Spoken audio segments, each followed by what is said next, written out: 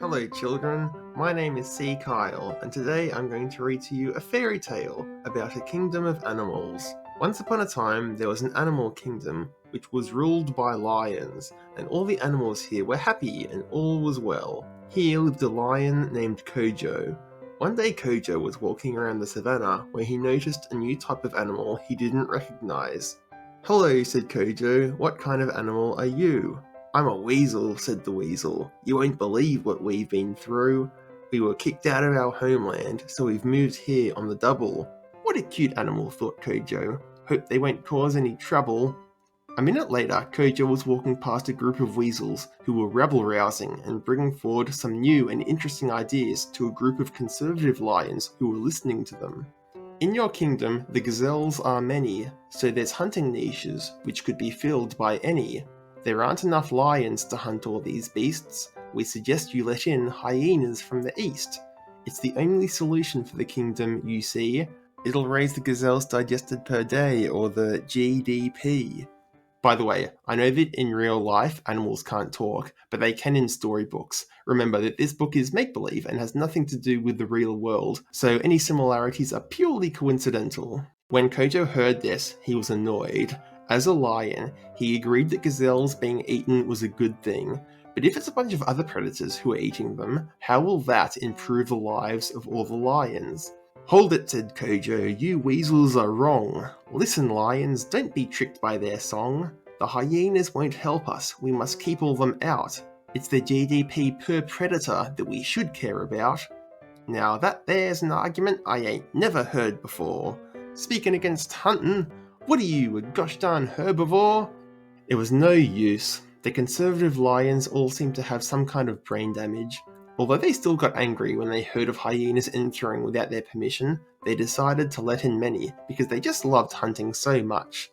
But, as Kojo said it would, the GDP per predator stayed the same, so the lions did not benefit. Also, filling this niche merely adjusted the food web, and the hyenas created just as many new niches for other animals, so it didn't solve any problems either.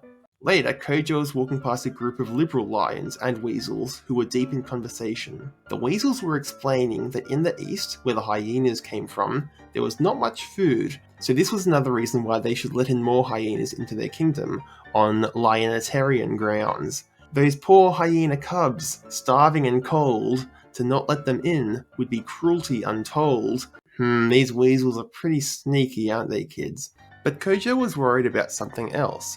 Contrary to what the conservative lions thought, in their kingdom the apex predators were overeating, and allowing more predators to move to a high meat-eating society would cause environmental problems.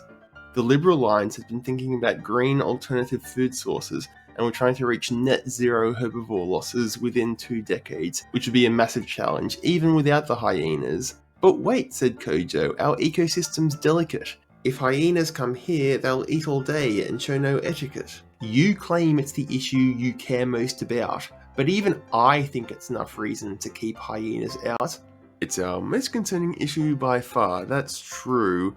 Something, ba-ba-da-ba-doo."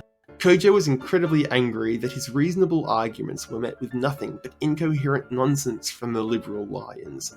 But it's what he'd come to expect from them, so he wasn't really surprised. They continued to blame each other for the problem, whilst letting in more and more hyenas every day. Despite their disagreements, both kinds of lions somehow agreed on the issue of hyena migration, and because of this, as Kojo said it would, their habitat got worse. This is getting pretty bad now, isn't it?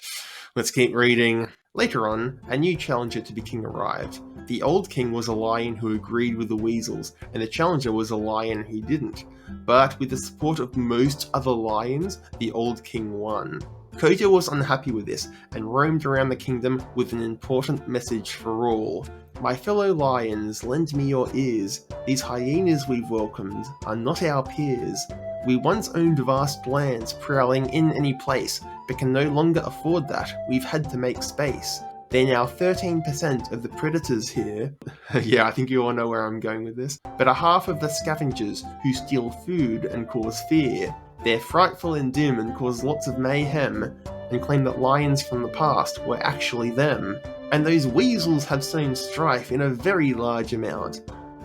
but I can say no more about them or LionTube will ban my account. Upon hearing this, the lions began to come to their senses. When the challenger re-emerged, most of the lions supported him and he won. Maybe things will get better, children. What do you all think? But not much changed when the new king took over. He kept letting in more hyenas, and he went on and on about how under his leadership the hyena non-hunting rate was the lowest it's ever been. Soon, Kojo realised that the king he thought was better was heavily influenced by weasels too. Never again would a good king rule the kingdom. Oh no, things really are looking bad. But don't worry, all modern fairy tales have happy endings, so let's just keep reading. Soon the hyenas took over. Kojo's offspring would all die cubless as a hated species in the now unrecognisable land their ancestors once built, as the weasels abandoned the kingdom and fled to safety in the Weasel Conservation Reserve. The end.